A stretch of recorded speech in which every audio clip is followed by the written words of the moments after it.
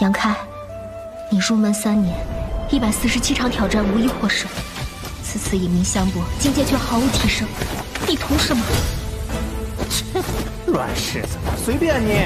Hai hai hai, selamat datang kembali di channel Min Donghua. Di video kali ini kita akan melanjutkan cerita Donghua Martial Peak. Ayo nggak pakai lama-lama lagi, langsung aja ke ceritanya. Check it out.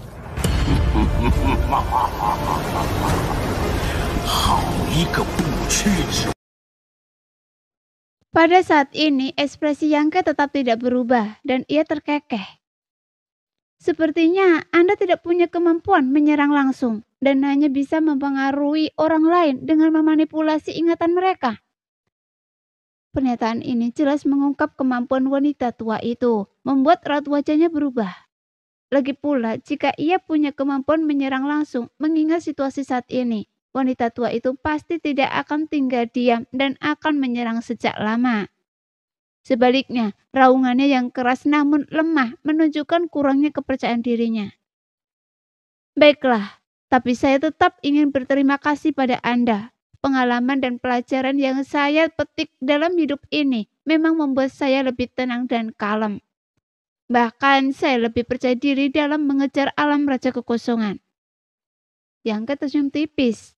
Tapi masalahnya adalah kekuatannya meningkat terlalu cepat. Dalam waktu kurang dari 40 tahun, ia telah mencapai tingkat ketiga alam kembali kekosongan. Kekuatan yang dahsyat harus diimbangi dengan tingkat kultivasi mental yang sesuai agar dapat mengendalikannya. Jika tidak, dia kemungkinan besar akan tersesat selama proses kultivasi. Dan inilah kekurangannya. Namun pengalaman ini menebusnya. Terlepas dari berapa banyak waktu yang dihabiskannya di luar, pikirannya telah menghabiskan setidaknya 70 tahun di sini. Dan kultivasi mental yang terkumpul cukup untuk memenuhi kebutuhan alamnya sendiri. Jadi dia sungguh berutang budi kepada pihak lain untuk berterima kasih atas kesempatan yang diberikan. Hal ini saja sudah cukup untuk membuat perjalanannya berharga, meskipun ia tidak mendapatkan apapun dari pelatihan selanjutnya. Yangke berencana mencari tempat untuk naik ke alam raja kekosongan setelah meninggalkan tanah hilang. Dan ia telah memilih tempat itu dalam pikirannya. Ia sudah yakin akan merobos ke alam raja kekosongan. Dan setelah pengalaman ini, ia yakin hal itu akan terjadi secara alami. Saat Yangke selesai berbicara, wanita tua yang gelisah di seberangnya terdiam. Tiba-tiba penampilannya berubah drastis. Berubah menjadi gumpalan energi hitam. Dari dalam energi hitam itu terdengar raungan mengerikan dan menerjang ke arah Yangke. Bersamaan dengan itu, sejumlah besar energi hitam mengikuti keluar ruangan, mengancamnya dan akan menerkam Yangke dengan taring dan cakar yang terbuka. Yangke menembus dingin, dan saat kelopak matanya terbuka, mata iblis kehancuran melepaskan kekuatan penuhnya. Bagaimanapun, mata iblis kehancuran memiliki kekuatan ajaib untuk menembus ilusi, menjadikannya musuh bebuyutan dari ilusi semacam itu. Saat mata iblis muncul, seluruh dunia mulai runtuh, bagaikan cerminan yang pecah. Ruangan itu seluruh Siang Mason, bahkan dunia Zhongdu pun mulai hancur berkeping-keping. Namun bayangan gelap yang menerkam Yangke sama sekali tidak melukainya.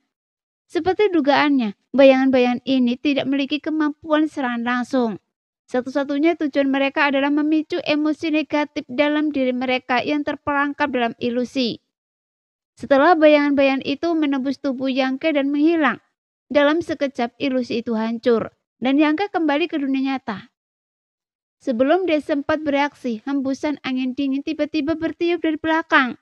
Dengan tergesa-gesa, ia berguling ke depan, menghindari serangan itu. Setelah kembali berdiri tegak, ia berbalik dan melihat ke belakang. Kemudian dia melihat bayangan yang sama dari ilusi itu. Hanya saja sekarang mereka mengambil wujud manusia. Tanpa wajah, hanya anggota badan dan wujud. Sepertinya ilusi sebelumnya disebabkan oleh bayangan ini. Dan Yangke langsung mengerti. Pada saat ini, bayangan hitam itu juga tampak mengalami kerusakan yang signifikan. Bagaimanapun ia telah menggunakan teknik rahasia untuk menyeret Yangke ke dalam ilusi. Dan sekarang teknik itu telah rusak. Ia juga telah menderita kerusakan. Sambil meraung, bayangan hitam itu menerjang Yangke lagi. Segera, Yangke melambaikan tangannya, mengirimkan benang darah emas yang mengiris lawannya. Tanpa diduga, benang darah emas yang tak terkalahkan itu tidak berpengaruh pada bayangan hitam itu, menembus tubuhnya tanpa menyebabkan kerusakan yang efektif. Yangke mengerutkan kening dan dengan semburan energi suci, ia menyerang dengan tangan penutup langit. Telapak tangan besar itu menyelimuti tubuh bayangan hitam itu, tetapi juga tidak berpengaruh. Setelah ragu sejenak, bayangan hitam itu telah menerkam di depannya. Benang darah emas tidak berguna. Teknik rahasia energi suci tidak berguna. Sepertinya hanya serangan spiritual yang akan efektif melawan Anda. Yangke mencibir. Berdiri diam. Kemudian kuncup teratai tiba-tiba muncul di mata kirinya. Jelas seni rahasia teratai hidup adalah serangan spiritual terkuat Yangke. Menghadapi bayangan hitam yang begitu aneh, ia tak berani mengujinya lebih lanjut. Dan langkah pertamanya adalah pukulan mematikan. Sebuah pola teratai berkelebat, lalu muncul di dalam tubuh bayangan hitam itu. Teratai itu mulai mekar perlahan, dan sumber kekuatan mekar ini adalah sumber energi bayangan hitam itu sendiri. Sehingga bayangan hitam itu tiba-tiba berhenti kurang dari 1 kaki dari Yangke. Lalu jatuh ke tanah. Melolong memilukan. Saat teratai itu mekar sempurna, bayangan hitam itu telah menghilang, meninggalkan teratai hitam yang kemudian hancur dan lenyap di udara. Baru pada saat itulah Yangke punya waktu untuk memeriksa yang lain. Lolan berada paling dekat dengannya, dan ketika Yangke menoleh, ia terkejut melihat bayangan hitam berdiri di belakang Lolan. Bayangan ini identik dengan yang baru saja ia hancurkan. Makhluk aneh yang hanya memiliki wujud tetapi tanpa fitur wajah. Pada saat ini, bayangan hitam itu tampak berjongkok di punggung Lolan. Dari wajahnya sebuah benda seperti menghisap memancang, menembus bagian belakang kepala Lolan. Kekuatan jahat memancar dari bayangan itu, mempengaruhi pikiran Lolan dan menarik jiwanya ke alam mimpi. Tapi Lolan tidak tahu alam mimpi macam apa yang sedang ia alami. Tubuhnya yang halus bergetar terus-menerus, ekspresinya terus berubah. Rambutnya kusut karena keringat dan nafasnya terus-menerus mengeluarkan suara su. Ada lebih dari 1. Yangke terkejut. Dia mengira musuh yang menyerangnya dan Lolan adalah bayangan hitam yang sama, tetapi sekarang ia tahu. Jauh di lubuk hatinya ada lebih dari 1 entitas seperti itu. Kemudian dia memandang Sui Yue dan Ning Guang yang tak jauh darinya. Situasi di belakang mereka identik dengan Lolan. Keduanya meringkuk di dekat bayangan hitam. Dengan benda-benda seperti penghisap memanjang dari wajah mereka, mengalir ke bagian belakang kepala mereka. Tapi tidak ada yang menyadari ketika bayangan-bayangan ini menyerang, karena bahkan Ning Guang pun terkena. Tetapi dilihat dari penampilannya, ia pasti berada dalam situasi yang sama dengan mereka. Angin dingin bertiup di sekelilingnya dan tangisan pilu memenuhi udara. Yangke merasakan hawa dingin tiba-tiba menjalar ke seluruh tubuhnya dan ia menoleh untuk melihat sekeliling. Dan ekspresinya berubah. Dalam lilung itu, bayangan-bayangan humanoid yang tak terhitung jumlahnya tiba-tiba muncul dari celah-celah tanah di segala arah. Begitu mereka muncul, mereka semua menoleh ke arah Yangke. Meskipun mereka tidak memiliki mata, Yangke merasa seolah-olah sedang ditatap oleh pasang mata yang tak terhitung jumlahnya. Banyak sekali. Ekspresi Yangke berubah drastis. Tanpa ragu, ia menyerbu Lolan. Kekuatan spiritualnya berkumpul menjadi paku tajam, meledakkan bayangan yang berjongkok di belakang Lolan.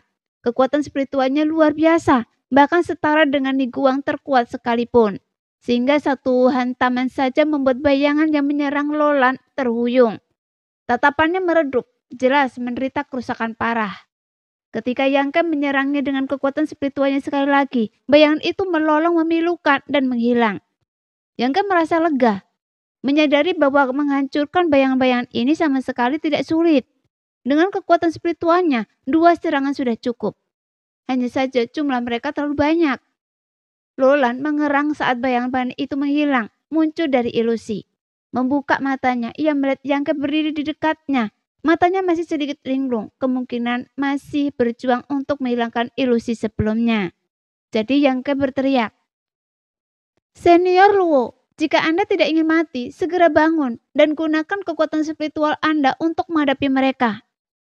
"Mereka?" Lolan berikan kening. "Siapa mereka?" Tapi Yang Ke tidak perlu menjawab. Di tengah raungan itu banyak bayangan menerkam Lolan dan Yang Ke. Lolan menjerit aneh, akhirnya bereaksi terlambat. Ia mengulurkan tangan dan menjentikkan tangannya, dan sebuah belati tanpa gagang memancarkan cahaya terang. Tiba-tiba muncul di depannya. Di bawah kendalinya, belati itu menari-nari ke atas dan ke bawah, membantai bayangan gelap yang mendekatinya, memusnahkan mereka dengan satu tebasan. Bagaimanapun ia adalah seorang ahli alam raja kekosongan, dan belati tanpa gagang ini yang memancarkan cahaya menyilaukan. Jelas merupakan harta karun rahasia jiwa dewa yang kuat. Didukung oleh kekuatan jiwa dewa, ia adalah musuh bebuyutan para bayangan gelap ini. Melihat ini, hati Yang Ke menjadi tenang, dan dia berteriak, "Tunggu sebentar.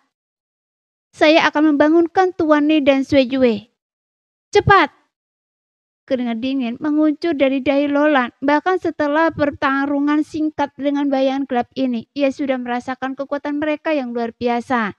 Dan jumlah mereka yang sangat banyak, berputar dan mundur. Lolan dan Yang Ke bergegas menuju posisi Ni Guang dan Sui Yue, menghancurkan bayangan gelap apapun yang menghalangi jalan mereka dengan kekuatan jiwa ilahi mereka. Meskipun ia tidak memiliki harta karun rahasia jiwa seperti Lolan, kesadaran spiritualnya sendiri sangat kuat, memungkinkannya untuk bergerak bebas kemanapun ia pergi. Dalam sekejap, ia mencapai sisi Ni Guang, melancarkan serangan spiritual yang dahsyat pada bayangan humanoid yang berjongkok di belakangnya. Dengan dua serangan, Ni Guang terselamatkan. Saat bayangan itu dikalahkan, mata Ni Guang tiba-tiba terbuka, memancarkan amarah yang membara. Pakaiannya berkibar tertiup angin, kemudian dia bangkit berdiri dan berteriak, "Beraninya Anda iblis mengganggu pikiran saya hampir saja menangkap Anda." Dari gestur ini, Yang Ke tahu kondisinya jauh lebih baik daripada Lolan. Setidaknya, meskipun Ni Guang terpikat, ia menyadari kesulitannya. Kebangkitannya yang tak kunjung reda tak diragukan lagi karena ketidakmampuannya untuk melepaskan diri dari ilusi. Dengan bantuan Yang Ke, ia segera mendapatkan kembali kekuatan penuhnya. Dengan jentikan lengan bajunya, suara menderu terus-menerus memenuhi udara, dan serangan yang tak terhitung jumlahnya melesat ke segala arah. "Tuan Ni, makhluk-makhluk ini tidak takut pada energi suci atau harta karun rahasia. Mereka harus diserang dengan roh." Yang Ke melihatnya tertegun, segera memperingatkan, "Jadi begitu?" Ni Guang tiba-tiba mengerti dan ia meludahkan sebuah manik bundar. Begitu muncul, manik itu langsung meledak menjadi cahaya terang. Meskipun menyilaukan, cahayanya luar biasa lembut. Dalam sekejap, kedalaman bumi menjadi seterang siang hari. Dalam radius 10 kaki yang berpusat pada manik itu, setiap detail terlihat jelas. Semua bayangan gelap yang memasuki area bercahaya itu berputar dan terdistorsi, meratap saat warnanya memudar dan menghilang dengan cepat. Pemandangan itu bagaikan kepingan salju yang jatuh ke kawah gunung berapi, menguap dalam sekejap. Melihat ini, Yang Ke merasa tenang. Dalam sekejap ia mencapai ke sisi Sui Yue dan mengulangi trek yang sama, menghabisi bayangan gelap yang bersembunyi di belakangnya. Kali ini situasi Sui Yue tidak dilakukan lagi yang terpuruk. Meskipun ia adalah tuan muda dari kamar dagang Heng Luo, memiliki bakat luar biasa dan telah mencapai tingkat ketiga alam kembali kekosongan di usianya yang masih muda. Fondasinya tak tertandingi oleh 3 orang lainnya yang hadir. Lolan, meskipun sempat bingung saat diselamatkan oleh Yang Ke, dengan cepat memahami situasinya. Tapi Sui Yue, di sisi lain, tetap memejamkan mata rapat-rapat setelah Yang Ke menyelamatkannya. Tidak menunjukkan tanda-tanda akan bangun. Namun ekspresi wajahnya sangat aneh. Senyum tersungging di bibirnya dan ia tampak benar-benar rileks. Senyum itu dipenuhi dengan kebahagiaan dan kemanisan, seolah-olah ia berada di alam mimpi, mengalami sesuatu yang luar biasa. "Sui Yue!" Yang Ke meletakkan tangannya di bahunya, mengguncangnya sambil berteriak, Setelah beberapa kali mencoba, Sui Yue bertahan kening, lalu membuka matanya dengan sedikit rasa tidak senang. Namun saat melihat Yang Ke berdiri di hadapannya, ia tiba-tiba tersenyum dan merapikan rambutnya di dekat telinganya. Ia bertingkah seperti perempuan. Meskipun gesturnya yang dilakukan sebagai laki-laki agak tidak sedap dipandang dan agak janggal. Untungnya selain Yang Ke, Ning Guang dan Lolan sedang sibuk menyerang sosok-sosok bayangan itu. Jadi tidak ada yang memperhatikan detail ini. Kemudian Yang Ke bertanya dengan lembut, "Apakah Anda sudah bangun?" "Apa maksud Anda, saya sudah bangun?" Yang Ke bingung dan ia berteriak, "Sebaiknya Anda bangun." "Saya?" Sui Yue menatap Yang Ke dengan tatapan kosong. Mata indahnya yang dipenuhi kebahagiaan dan kemanisan perlahan-lahan menjadi lebih jernih. Kemudian seolah akhirnya tersadar, ia mulai mengamati sekelilingnya. Sui Yue langsung mengerti segalanya dan kekecewaan memenuhi mata indahnya seolah ia tidak ingin bangun dari ilusi. "Makhluk-makhluk ini terlalu banyak untuk dibunuh. Sebaiknya kita pergi," teriak Ning Guang saat melihat Yang Ke membangunkan Sui Yue. Ia melemparkan bola bercahaya lembut itu ke udara, lalu mengikutinya dari belakang sambil berteriak, "Ikuti saya! Anda duluan, saya akan melindungi dari belakang Anda." Namun, Lolan berbaik hati untuk tidak terburu-buru pergi, melainkan mengambil tanggung jawab untuk melindungi barisan belakang. Yang Ke mengangguk, mengulurkan tangan dan meraih lengan Sui Yue, membawanya ke atas. Sementara Lolan mengikutinya dari belakang. Kemudian mereka berempat terbang dengan kecepatan tinggi, berusaha melarikan diri dari tempat berbahaya ini. Tapi bayangan-bayangan di bawah mengejar tanpa henti. Lebih banyak bayangan terus bermunculan dari celah-celah di semua sisi. Masing-masing melolong dan memancarkan gelombang energi yang menyerupai serangan spiritual. Serangan ini tak terlihat dan tak berwujud. Meskipun masing-masing tidak kuat, kekuatan hubungan mereka sangat dahsyat. Gelombang energi ini memengaruhi jiwa keempat orang itu, memengaruhi lautan kesadaran mereka, seolah mengancam untuk menyeret mereka kembali ke jurang. Namun di bawah kekuatan harta karun rahasia Ning Guang dan Lolan, mereka tak dapat dekat dan beri bantai satu persatu. Lolan yang bertanggung jawab atas barisan belakang berseru, "Apa-apaan ini?" Sesaat kemudian dia berteriak sekuat tenaga, "Lari!" Suaranya dipenuhi kepanikan, seolah-olah sesuatu yang mengerikan telah terjadi. Yang Ke beristirahat sejenak dari kesibukannya untuk menoleh ke belakang dan merasa ngeri. Dia melihat bayangan-bayangan yang tak terhitung jumlahnya di bawah mulai menyatu saat mereka mengejar. Menyatu seperti tetesan air menuju satu titik.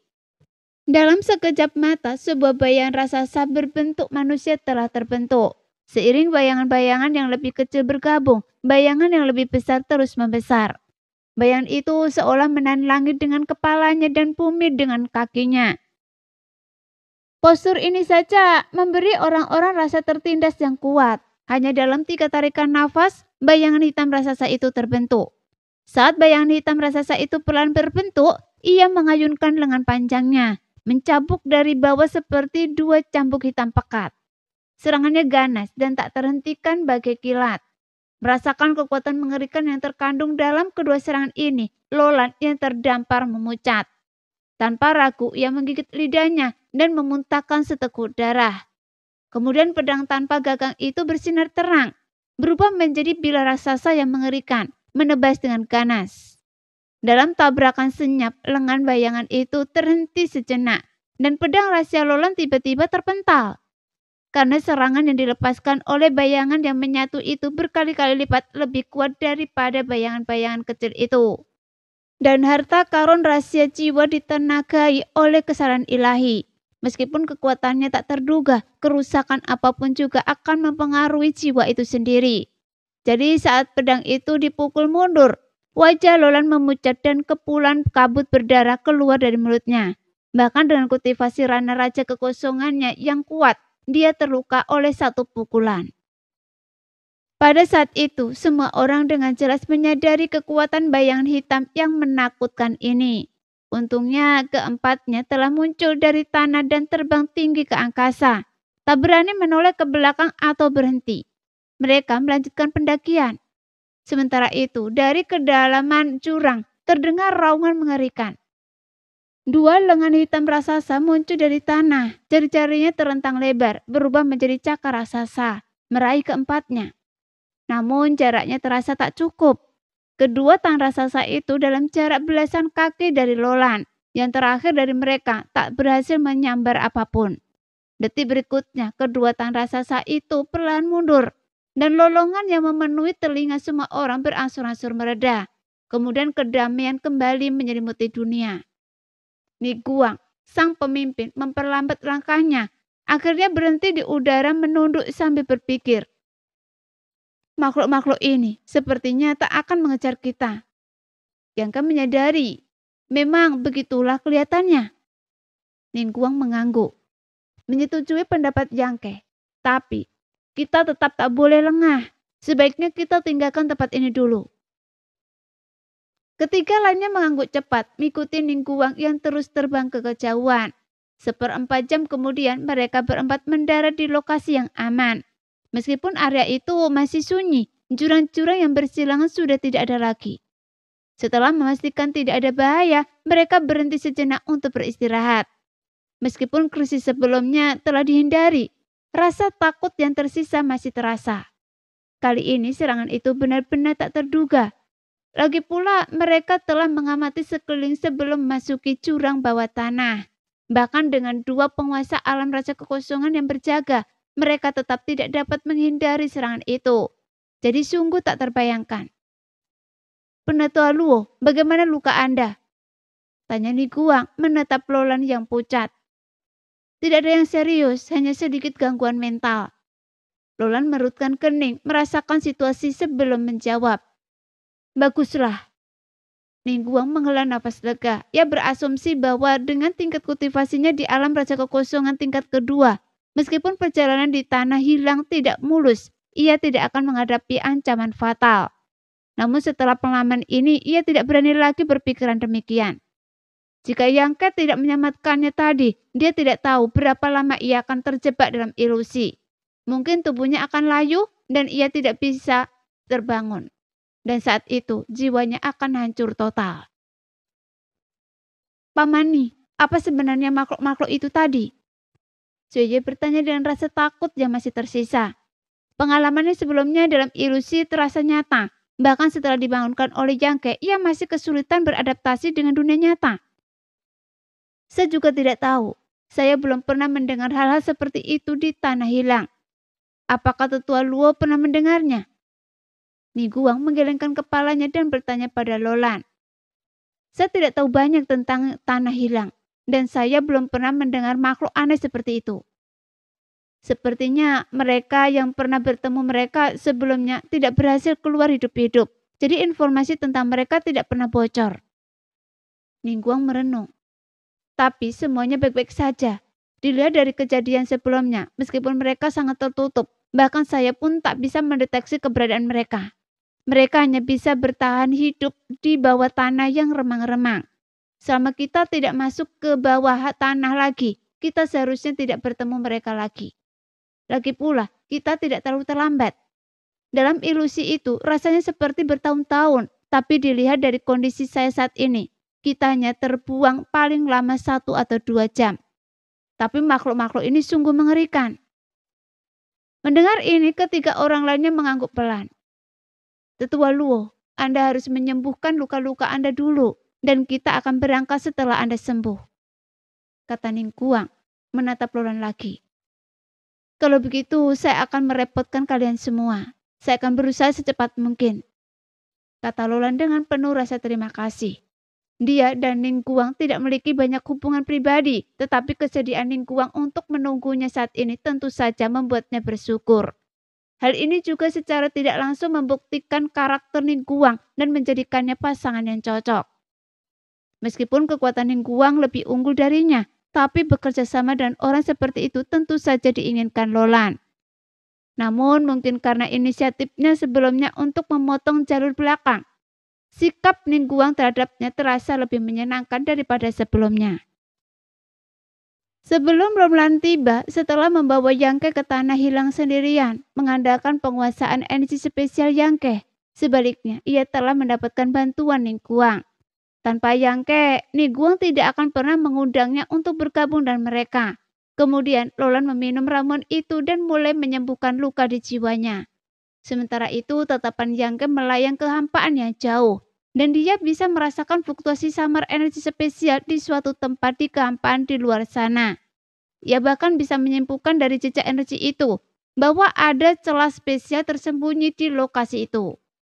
Sepertinya Lolan benar. Tanah hilang ini memang tempat yang berbahaya. Memang mengandung celah spesial yang tak terlihat. Tetapi jika ada yang gegabah melewatinya, mereka akan terbelah dua oleh celah spesial ini.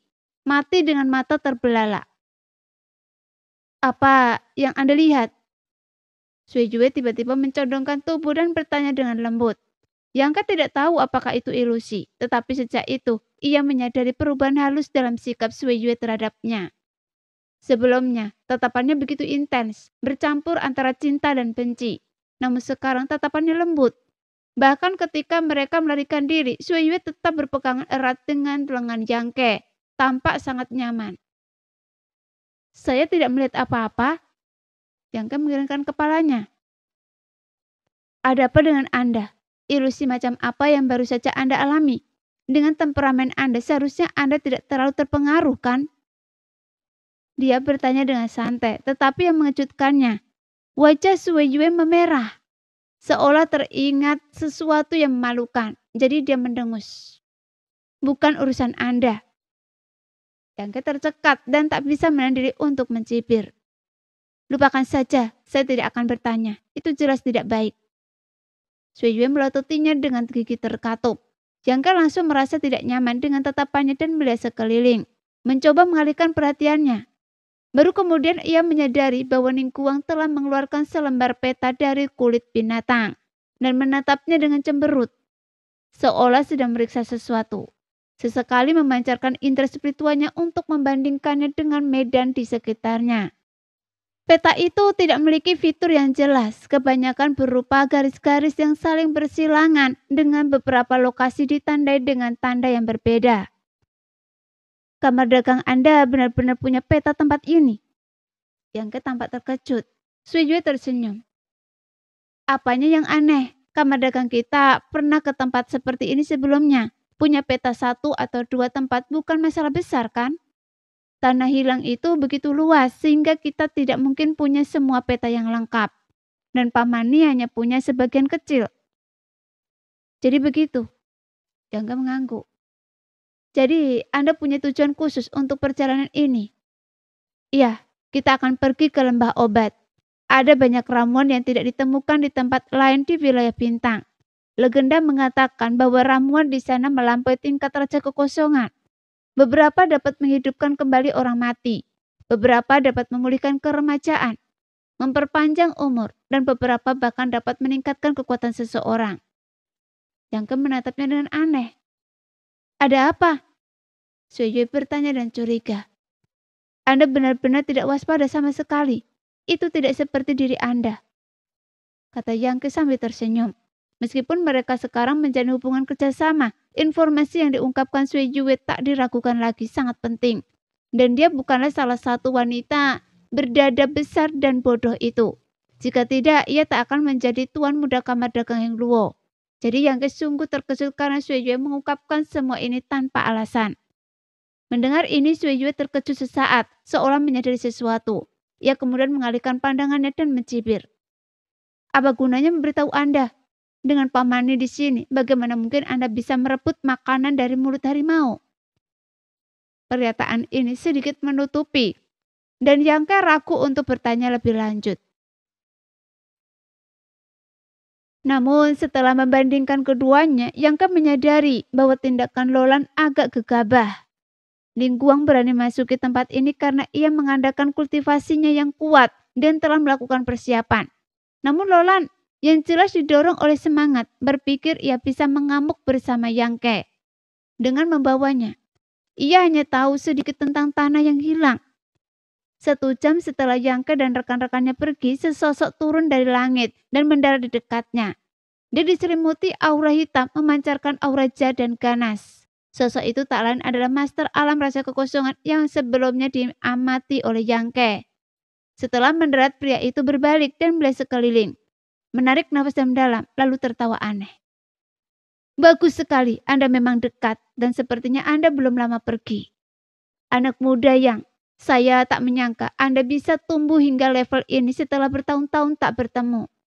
Sungguh tak terduga. Jika Yangke mendengar ini, ia pasti akan terkejut karena ia tidak tahu siapa Master Alam Raja Kekosongan ini.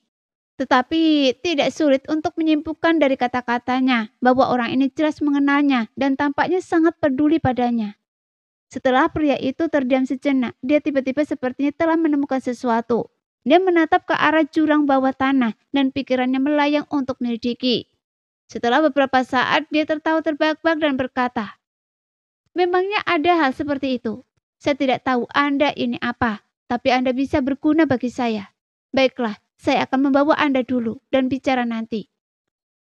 Setelah itu, ia melompat langsung ke jurang bawah tanah. Saat ia mendarat, bayangan hitam kecil yang tak terhitung jumlahnya muncul dari celah-celah tanah di semua sisi, menerkamnya dengan taring dan cakar yang terbuka. Namun pria itu tetap tak terpengaruh, bahkan meraung penuh semangat. Ayo, ayo! Sambil berbicara, ia tiba-tiba mengangkat sebuah panji besar berwarna hitam pekat. Dari panji itu, lolongan hantu dan serigala memancar. Begitu melengking hingga menenggelamkan suara bayangan di bawahnya. Di atas panji itu, wajah-wajah manusia yang tak terhitung jumlahnya meronta dan menjerit. Pria itu membentuk segel tangan dan menuangkan energi suci ke dalam panji hitam itu sambil berteriak, "Maju!" Detik berikutnya, panji hitam itu berubah menjadi tirai hitam yang menutupi langit, menyelimuti bayangan-bayangan kecil di bawahnya. Kemudian semua bayangan kecil yang menyerbu ke arahnya dan dilahap oleh panji hitam itu. Seolah-olah mereka telah bertemu musuh bebuyutan mereka. Saat panji itu melahap, aura yang terpancar dari panji hitam itu semakin kuat. Warnanya semakin gelap. Panji itu seolah melahap segalanya, bahkan cahaya. Bahkan daya melahap panji hitam yang mengerikan itu jelas membuat bayangan-bayangan itu panik. Tak lama kemudian, mereka mulai menyatu dan membesar. Tepat ketika mereka mencoba bersatu dan melawan panji hitam itu. Master Alam Raja Kekosongan yang diselimuti energi hitam itu tidak terkejut, melainkan justru bersemangat. Dan dia bergumam, Anda punya kemampuan hebat. Hebat. Panji 10.000 jiwa saya akan segera menerima peningkatan besar. Dia tertawa terbahak-bahak dan menunjuk ke arah tirai hitam yang menutupi langit di bawah, yang tiba-tiba berputar dan menggeliat. Seketika tirai itu berubah menjadi wajah humanoid yang besar dengan wajahnya yang mengerikan. Dengan mata yang tak terhitung jumlahnya. Masing-masing memantulkan cahaya ilahi yang menyilaukan yang memiliki kekuatan luar biasa. Di balik ini, rahang berdarah terpancar darinya. Dari mulut ini terpancar raungan yang dahsyat dan menakutkan. Rahang itu yang menganga lebih lebar dari wajahnya sendiri. Dengan ganas menggigit bayangan humanoid yang telah berkumpul di bawah. Dan bayangan besar itu yang terbentuk dari bayangan-bayangan kecil yang tak terhitung jumlahnya tentu saja menolak untuk tinggal diam. Kedua lengannya yang hitam legam seperti cambuk menyerang, mencoba untuk memblokir serangan panji 10.000 jiwa. Dalam sekejap, jurang bawah tanah meletus dalam pusaran pasir dan batu. Sebuah pemandangan kekacauan tak semuanya sia-sia. Karena panji 10.000 jiwa tidak terpengaruh oleh serangan bayangan besar itu. Menyerbu ke depan, menangkapnya di rahangnya. Kemudian dengan kedipan kepalanya, ia menelan bayangan sebesar itu seperti burung. Secara tidak jelas ratapan sedih terpancar dari dalam wajah manusia. Wajah mengerikan yang diubah oleh panji 10.000 jiwa kini menampakkan ekspresi kepuasan. Mata-matanya yang tak terhitung jumlahnya berbinar-binar penuh semangat. Kemudian dia bahkan bersendawa dengan cara yang sangat realistis. Begitu bayangan hitam raksasa itu dilahap, para penyitas yang tersisa melarikan diri ke celah-celah tanah di sekitarnya. Tak pernah berani muncul kembali. Mereka tampaknya telah menyadari bahwa panji 10.000 jiwa adalah musuh bebuyutan mereka. Dan mereka tak mampu melawannya. Melihat ini, Master Alam Raja Kekosongan yang diselimuti energi hitam melambaikan tangannya dengan sedikit kepuasan. Kemudian panji 10.000 jiwa muncul kembali dan terbang kembali ke tangannya. Sekilas panji 10.000 jiwa tetap tidak berubah, tetapi aura jahat yang memancarkannya terasa jauh lebih kuat. Sehingga Master Alam Raja Kekosongan itu tertawa menyeramkan sambil memainkan harta karun rahasianya. Ia mengangguk penuh semangat. Lumayan, hadiah yang luar biasa. Baru saja tiba, benar-benar layak untuk tanah hilang. Dan saya sangat menantikannya.